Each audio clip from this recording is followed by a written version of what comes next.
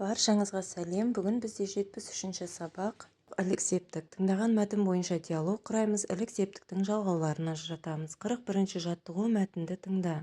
Жер қыртысы тау жыныстарының қат-қабат қатталған аса ірі текше тастарынан тұрады. Жер қойнауындағы жайнап тұрған тау жыныстары баяу сырғып, төменгі қатпар жарықтарының жігіне құйылады. Соның салдарынан тас қабаттары қозғалады да біріне бірі соқтығысады. Сол жойқын қозғалыстардың себебінен жер астындағы қатты қабаттар қопарылады. Соның әсерінен жер сілкінеді. Қатты сілкіністен жер жарылады. Үйлер құлап, жердің астына түсіп кетеді дейді. Яғни 41-ші жаттығудағы мәтін бізде жер сілкінісі жайлы екен. Жер сілкінісі неден пайда болады, ол қалай жүреді, соның барлығы осы мәтінде жазылып айтылған екен. Келесі мынадай бір тапсырма. Жер сілкінісі жағдайында не істейтіндерің туралы диалог құраңдар дейді. Анар, сен жер сілкінгенде сыртқа шыға алмай қалсаң не істейсің? Үстелдің астына тығыламын. Ал сен ше?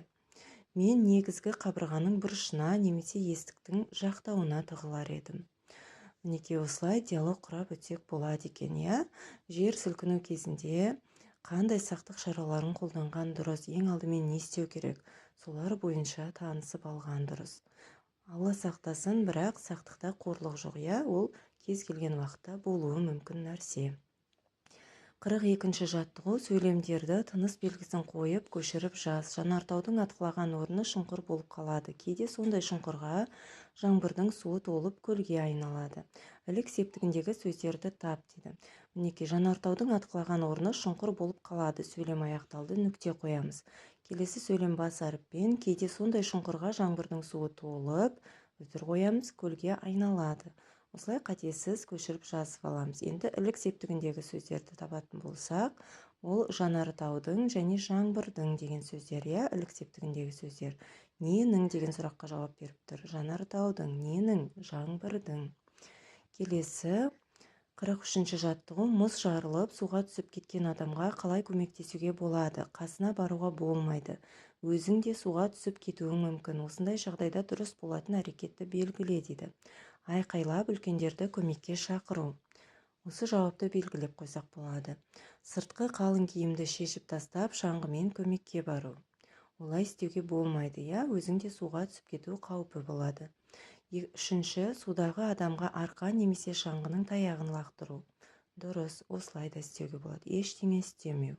Ештеңе істемей тұра беруге болмайды. Көмек амалдарын жасау керек.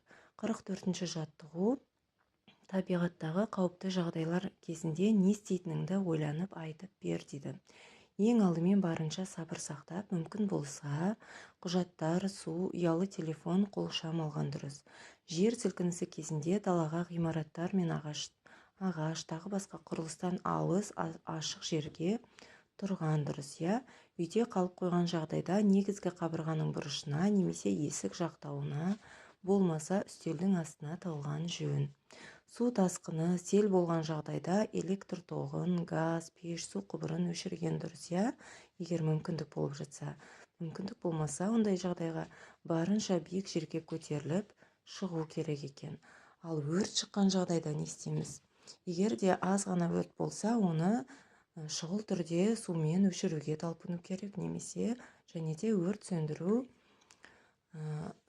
сөндірушілерге хабарласқан дұрыс. 45-ші жаттығу. Жоғарыдағы мәтіннен зат есімдерді теріп жаз. Оларға ілік септігінің қосымшасын жалғап, әр түрлі жалғану себебін анықта дейді. Жаңа жоғарғы мәтіннен, яғни 41-ші жаттығудағы мәтіннен біз зат есімдерді теріп жазамыз. Оларға ілік септігінің қосымшасын жалғап, әр түрлі жалғану себебін анықта дейді. Жер, жердің дейміз, ілік септігі болатын болса. Одан кейін тау, таудың, тас, тастың, қабат, қабаттың, үйлер, үйлердің, сілкініс, сілкіністің деп ілік септігінің жалғауын жалғап жазып алады екенбіз.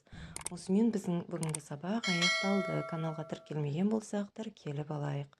Келесі сабаққа дейін сау болыңыздар.